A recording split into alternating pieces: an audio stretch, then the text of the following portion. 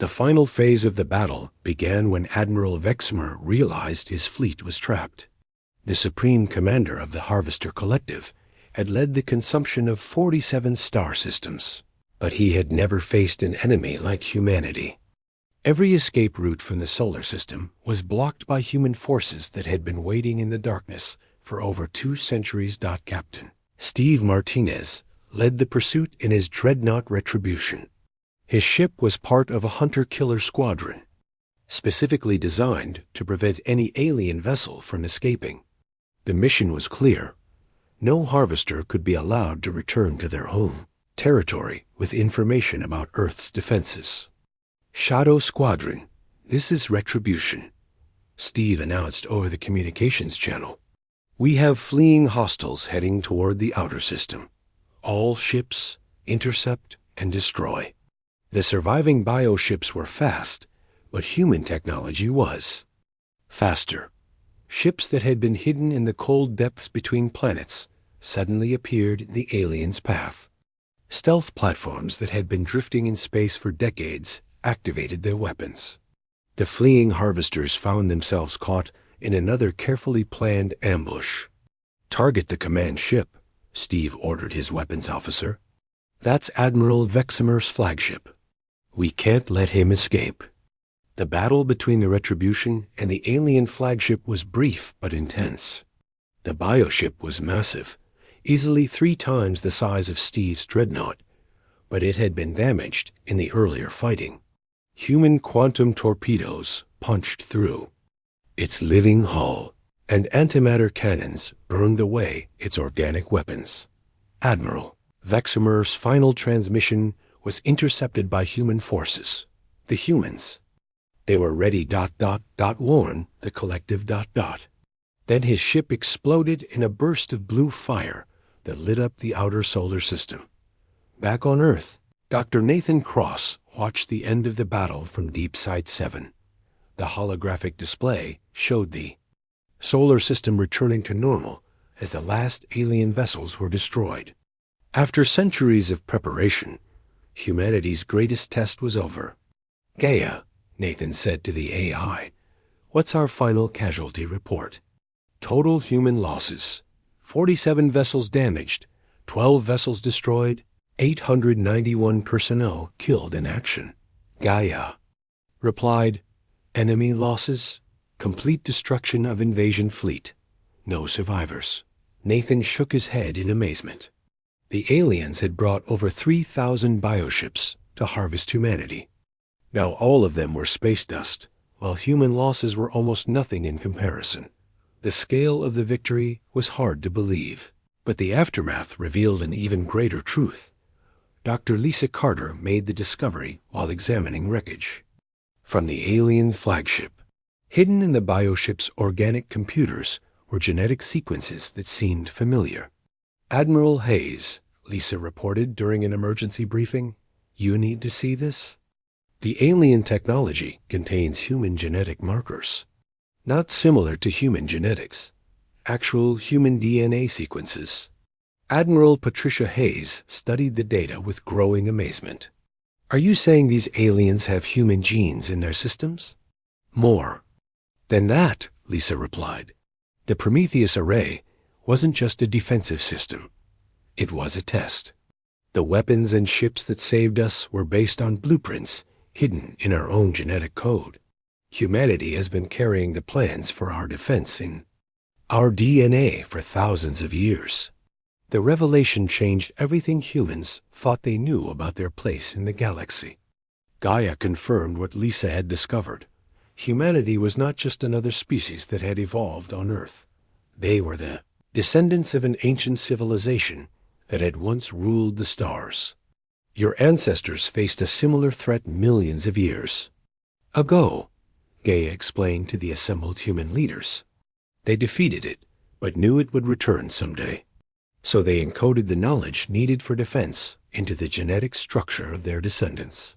When humanity reached the stars and faced extinction, that knowledge would activate." Doctor.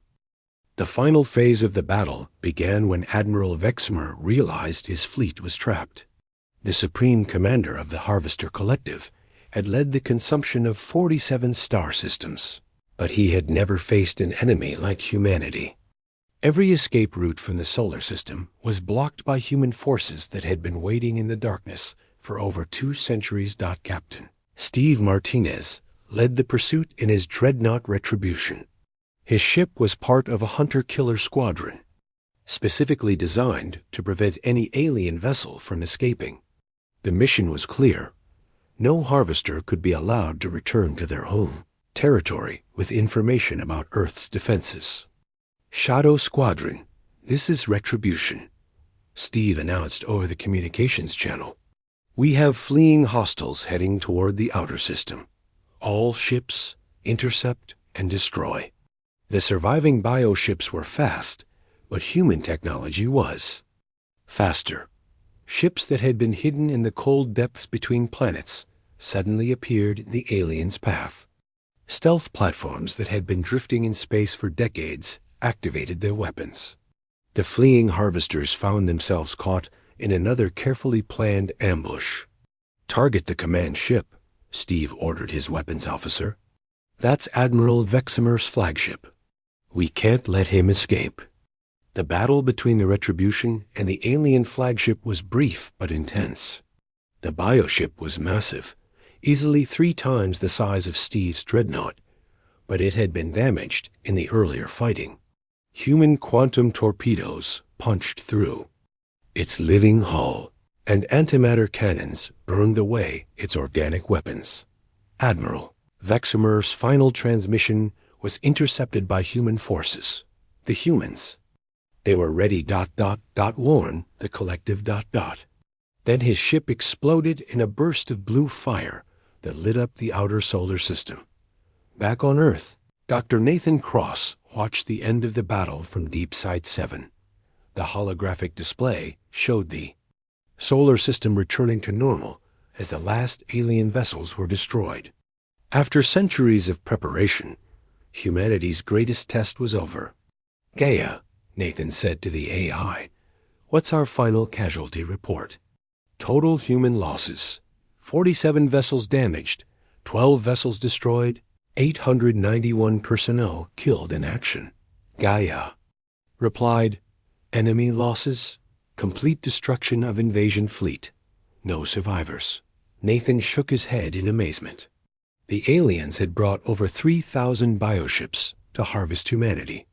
Now all of them were space dust, while human losses were almost nothing in comparison. The scale of the victory was hard to believe, but the aftermath revealed an even greater truth. Dr. Lisa Carter made the discovery while examining wreckage. From the alien flagship, hidden in the bioship's organic computers were genetic sequences that seemed familiar. Admiral Hayes, Lisa reported during an emergency briefing, you need to see this? The alien technology contains human genetic markers. Not similar to human genetics, actual human DNA sequences. Admiral Patricia Hayes studied the data with growing amazement. Are you saying these aliens have human genes in their systems? More than that, Lisa replied. The Prometheus array wasn't just a defensive system. It was a test. The weapons and ships that saved us were based on blueprints hidden in our own genetic code. Humanity has been carrying the plans for our defense in our DNA for thousands of years. The revelation changed everything humans thought they knew about their place in the galaxy. Gaia confirmed what Lisa had discovered. Humanity was not just another species that had evolved on Earth. They were the descendants of an ancient civilization that had once ruled the stars. Your ancestors faced a similar threat millions of years ago, Gaia explained to the assembled human leaders. They defeated it, but knew it would return someday. So they encoded the knowledge needed for defense into the genetic structure of their descendants. When humanity reached the stars and faced extinction, that knowledge would activate. Doctor. The battle began at the edge of the solar system when Captain Ben Rodriguez received the order he had been waiting for. His new command, the stealth frigate Shadow Strike, was positioned near what appeared to be a routine mining asteroid. In Reality, the asteroid was a weapon platform that had been waiting over a century for this moment. "Shadow Strike, you are cleared to engage," came the voice of Gaia through his communication system. "The first Harvester scouts have entered the trap zone." Ben watched his screens as 3 alien bioships approached. Each vessel was the size of a city block and pulsed with organic energy. They moved through space like living creatures, which Ben realized they probably were. "Asteroid Platform 7. This is Shadow Strike," Ben reported. "I count 3 enemy vessels approaching your position." "Copy that, Shadow Strike." "Platform 7 is ready to engage." The mining asteroid suddenly came alive. Panels opened along its surface, revealing weapons that had been hidden for decades. Railguns, missile launchers, and energy cannons emerged from what had looked like ordinary rock. The platform had been disguised so perfectly that even Ben had trouble seeing it until it activated. The alien scouts never knew what hit them. The first bioship simply exploded as quantum torpedoes tore through its living hull. The second tried to flee, but was caught by tracking missiles that followed it through space until it died. The third attempted to fight back, but its organic weapons could not penetrate the platform's shields. 3 enemy scouts eliminated, Ben reported. No damage to our forces. Across the outer system, similar ambushes were taking place. Commander Kelly Davis led the defense of the Jupiter sector from her base on Europa. What the aliens thought was empty space between the gas giant's moons was actually filled with hidden weapon platforms. "Incoming enemy formation," her tactical officer announced. 15 bioships approaching from the outer system. Kelly smiled grimly. "Activate the Jupiter Defense Network. It's time to show these aliens what humanity can do." The space around Jupiter suddenly filled with light as hundreds of concealed platforms revealed themselves. What had appeared to be ice chunks in the planet's radiation belt were actually mobile weapons. Disguised monitoring stations unfolded into battleships. Even Jupiter's great red spot had hidden facilities within its swirling clouds. The alien formation sailed into the trap with confidence. Their scans showed no significant threats in the area. Their intelligence was completely wrong. "All platforms, open fire," Kelly ordered. The aliens found themselves caught in a crossfire from weapons they could not detect until it was too late. Bioships that had terrorized dozens of star systems were torn apart by human technology that should not have existed. The survivors tried to retreat, but escape routes had been blocked by more hidden platforms deep in space. Admiral Veximer watched the destruction of his advance forces with growing alarm. The supreme commander of the Harvester Collective had overseen the consumption of 47 star systems. Never before had his scouts encountered such organized resistance. "How many ships have we lost?" he demanded. 73 scout vessels and advance units, Supreme Commander, his aide reported. The humans appear to have hidden weapons throughout their system. Admiral Veximer studied the tactical displays. The humans were not fighting like any species he had encountered before. Usually, primitive civilizations would group their forces around their homeworld for a final desperate defense. These humans were attacking from everywhere at once. "Deploy the main fleet in multiple formations," he ordered. "If they want to fight us throughout their system, we will show them the power of the collective." The alien strategy was exactly what Gaia had predicted. The AI had spent centuries studying every possible approach to the solar system. Every defensive position had been planned to force the invaders into specific actions. "Dr. Cross," Gaia announced. "From Deep Site 7, the enemy is dividing their fleet as expected. Phase 2 of our defense is ready to begin." Nathan Cross watched the holographic display as thousands of alien bioships spread throughout the outer system. To human eyes, it looked like an overwhelming force. To Gaia, it looked like prey walking into a carefully prepared trap.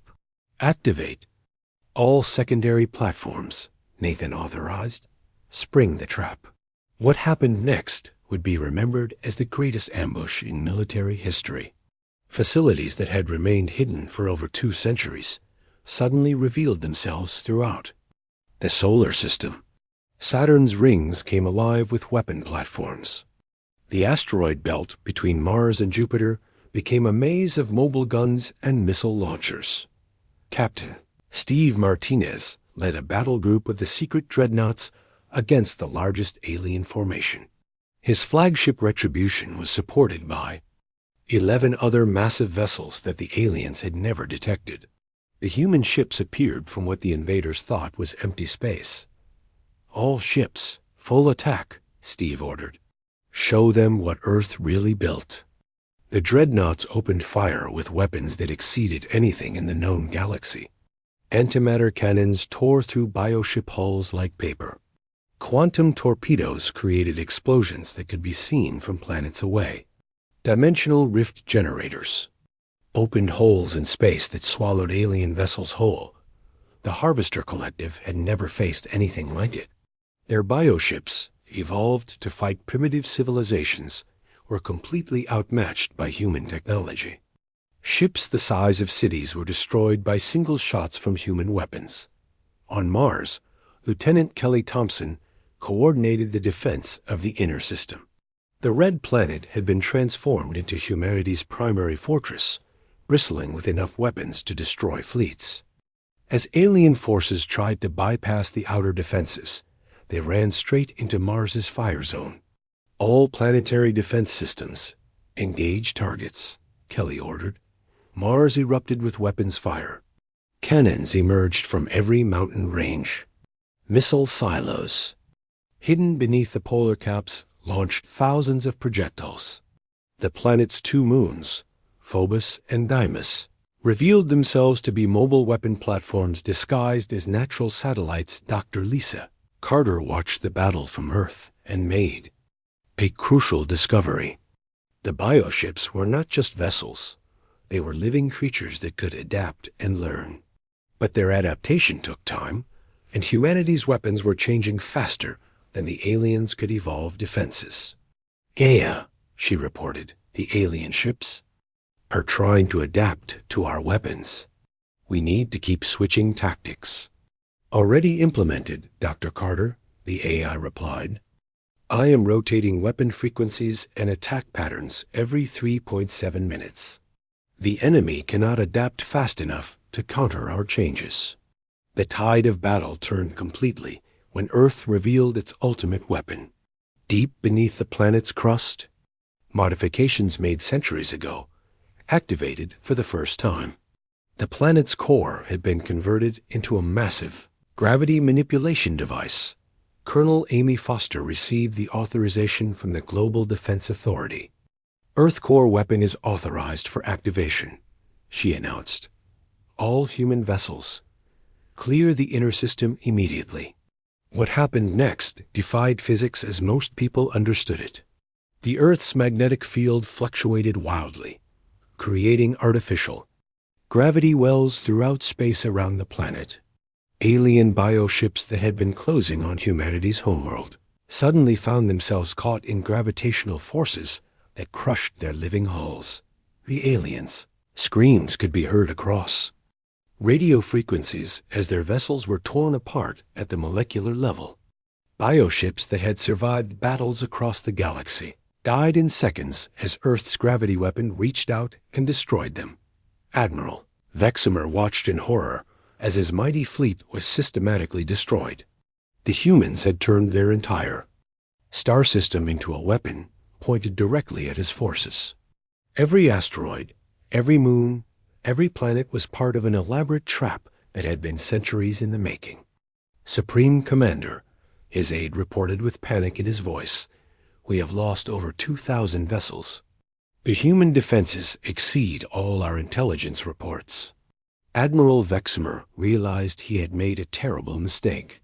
The humans were not a primitive species to be easily harvested. They were the most dangerous civilization the Collective had ever encountered. "Signal full retreat," he ordered. We must escape and warn the home fleet. But Gaia had anticipated this as well.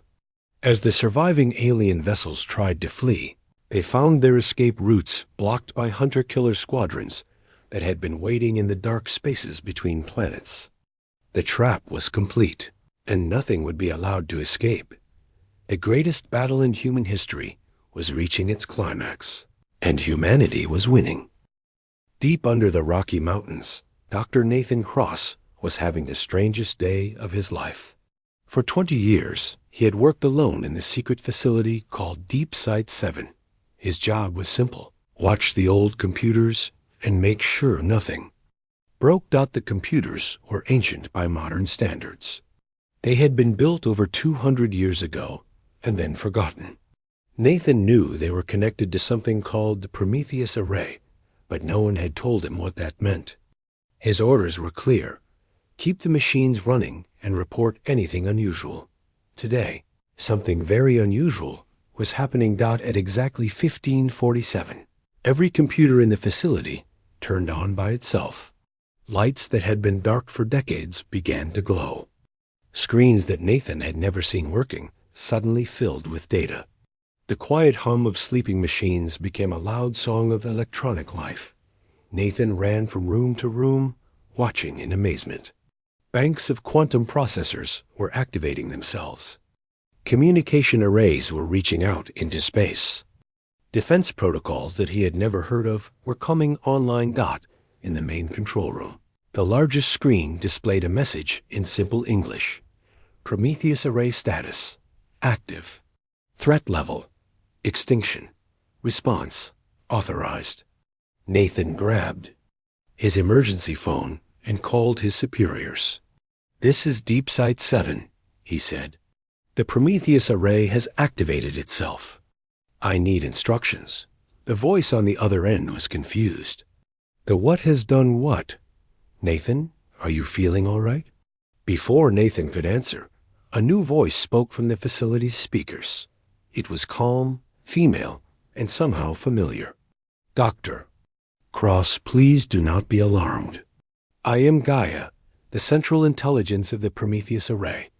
I have been dormant for 247 years, 3 months, and 12 days. I am now fully operational." Nathan nearly dropped the phone. "You're an AI? A thinking computer?" "I am much more than that," Gaia replied. "I am humanity's final insurance policy.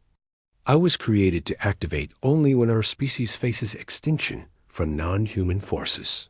The attack on your colonies has triggered my primary programming." At NORAD headquarters in Colorado, Colonel Amy Foster was dealing with the crisis of her career. Satellite networks across the solar system were reporting massive energy buildups in places where nothing should exist. Hidden facilities on Mars, in the asteroid belt, and in empty space were powering up after centuries of silence. "Ma'am, we're reading energy signatures from at least 40 locations," her aide reported. "Some of them are bigger than our main power plants on Earth." Colonel Foster studied the reports. According to the data, humanity had been building secret weapons and facilities for over 2 centuries. The scope of the hidden network was incredible. Whoever had planned this had thought far ahead. Her communication system buzzed. "Colonel Foster, this is Dr. Nathan Cross at Deep Site 7. I need to speak with someone in authority immediately. This is Colonel Foster." "What's your status, Doctor?" "The Prometheus Array has activated. It's an AI system that claims to be humanity's secret defense network. It says we're facing extinction, and it's here to help." Colonel Foster felt the world shift around her. "Doctor, stay on the line. Don't touch anything. We're sending a team to you immediately." In the deep space between stars, the Harvester Collective continued their journey toward Earth. Their ships were massive, biomechanical constructs that looked more like living creatures than machines. They moved through space like sharks swimming through dark water. Commander Zekthar stood on the bridge of the primary Harvester vessel. His species had consumed 47 star systems over the past 1,000 years. They were very good at what they did. They would study a young species, learn its weaknesses, and then harvest everything useful before moving on to the next target. The humans looked like easy prey. Their colonies had fallen quickly. Their technology was primitive. Their defenses were weak. The collective scans showed no significant military presence around the human homeworld. This would be a simple harvest. How long until we reach the inner system? Zekthar asked. 17 of their days, Commander, his aide replied. Should we prepare the harvesting pods? Yes, we will take everything. Their biology is interesting. Their technology has potential. Their homeworld will provide excellent resources. Zekthar had no way of knowing that every move his fleet made was being watched by sensors he could not detect.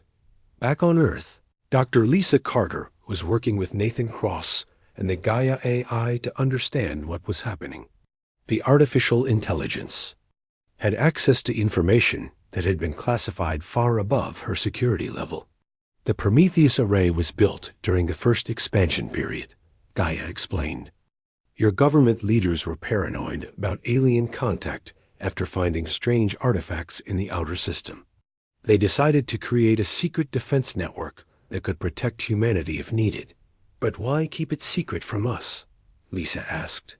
Because fear makes people weak, Gaia replied. If humanity knew about the potential for alien invasion, you would have stopped exploring space. You would have stayed on Earth and become stagnant. The secret allowed you to grow strong while remaining prepared for danger. The AI showed them images of the hidden facilities. Automated shipyards in asteroid fields had been building warships for decades.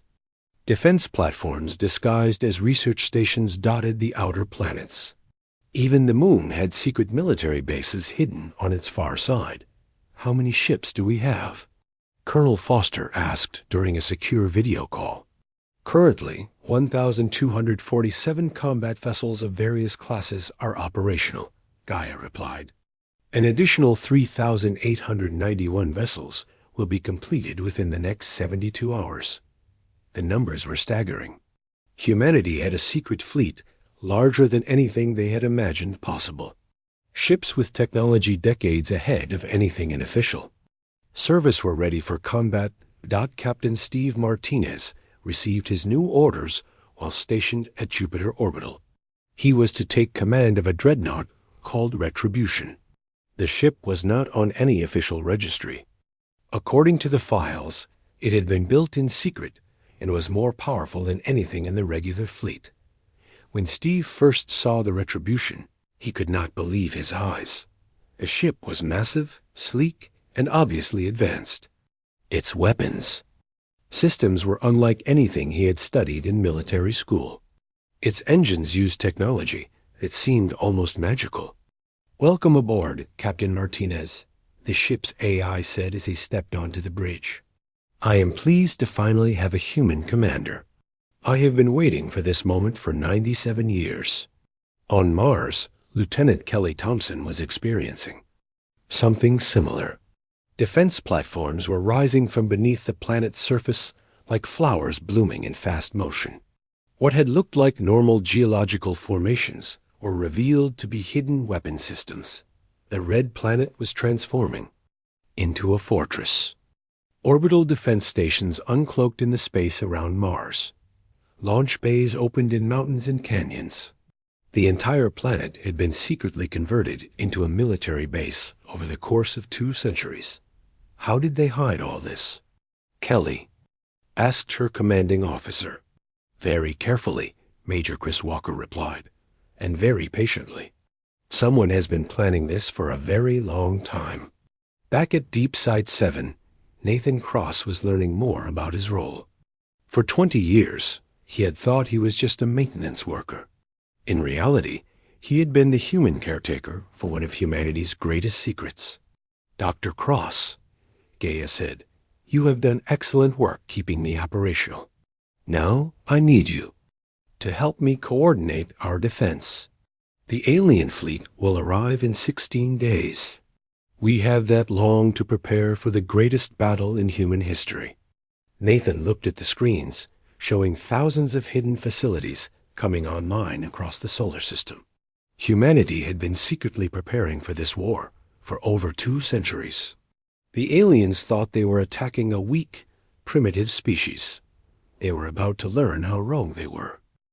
Jake Sullivan sat at his desk in Luna Base, watching the screens that showed signals from human colonies across space. For 15 years, he had done this job. Every day was the same. Green lights meant the colonies were safe. Red lights meant trouble. Today started like any other day. Jake drank his coffee and watched the displays. New Montana colonies showed green. Haven's Rest showed green. Kepler Station showed green. All 12 human colonies were working fine. Then something went wrong. At exactly 14:32 ship time, the signal from New Montana went dead. The green light turned to black. Jake sat up straight. This had never happened before. He tried to contact the colony. No answer. 3 minutes later, Haven's Rest went silent. Then Kepler Station. 3 colonies, gone dark in less than 10 minutes. Jake's hands shook as he reached for the emergency phone. "This is Luna Base calling Earth Command," Jake said. "We have lost contact with 3 outer colonies. Please advise." The voice on the other end was calm. "Are you sure, Commander Sullivan? Check your equipment." Jake ran every test he could think of. Everything worked fine. The problem was not with his machines. The problem was with the colonies themselves. On Earth, Dr. Lisa Carter was working late in her lab. She studied alien things that humans had found in space. Most people thought her work was boring. Tonight, she was looking at strange energy readings from the outer edge of human space. For months, she had seen these weird signals. They moved in patterns that made no sense. She had written reports. She had sent warnings. The Colonial Defense Council said she was worrying too much. They said space was full of strange things that meant nothing. But Lisa knew better.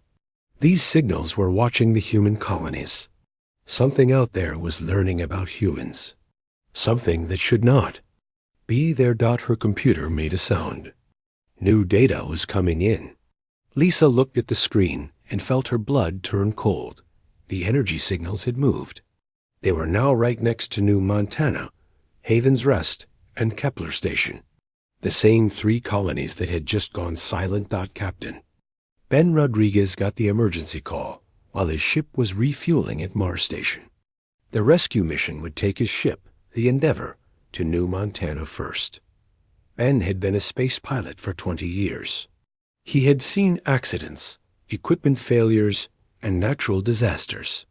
But 3 colonies going silent at the same time was something new. The trip to New Montana took 4 days. Ben and his crew of 12 prepared for anything. They brought medical supplies, repair equipment, and extra food. They expected to find survivors who needed help. When they arrived at New Montana, Ben could not believe what he saw. The colony was still there, but it looked wrong. All the buildings had turned into some kind of crystal. They were clear and blue like ice, but they did not melt. Ben put on his spacesuit and walked through the colony. The streets were empty. The crystal buildings were beautiful, but dead. There were no bodies. There were no signs of fighting. There were no clues about what had happened to the 500 people who lived here. Then Ben found the symbols. Around the edge of the colony, strange marks were burned into the ground. They glowed with a soft blue light that hurt to look at. The symbols were not human. They were not like anything Ben had ever seen. Back on Earth, Admiral Patricia Hayes called an emergency meeting. She was the head of the Global Defense Authority, the group that protected all human colonies. In her 40 years of service, she had never faced anything like this. The meeting room filled with important people. Generals, scientists, and politicians all wanted answers. But no one had any. 3 colonies are gone, Admiral Hayes said. Not destroyed, gone, turned into something else.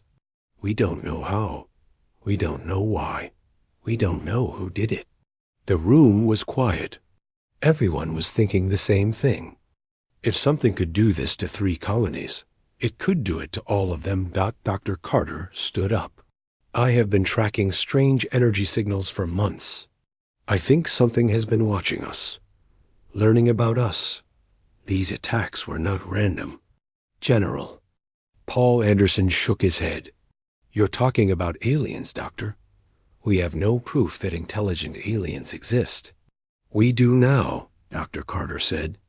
She showed them pictures of the crystal buildings. She showed them the strange symbols. This is not human technology. This is something else. Captain Rodriguez sent more reports from New Montana. His team had found the same crystal buildings at Haven's Rest and Kepler Station. All 3 colonies had been changed in exactly the same way. Whatever did this was very powerful and very precise. The worst part was what the attackers had taken. Each colony had storage areas for food, water, and other supplies. These areas were completely empty, not destroyed, but drained. Like something had sucked out everything useful. Admiral Hayes looked at the reports and felt a chill. They didn't just attack us, she said. They harvested us. They took what they wanted and left the rest. Miles above Earth, satellites detected new movement in deep space. Something big was coming toward the solar system. The same energy signatures that Dr. Carter had been tracking were getting stronger. Whatever had attacked the colonies was not. Finnish. Jake Sullivan watched his screens from Luna Base. For the first time in his career, he was afraid. The green lights of the remaining colonies seemed very small against the darkness of space. Something was out there hunting humans, and Earth had no idea how to stop it. The attack on the 3 colonies was just the beginning.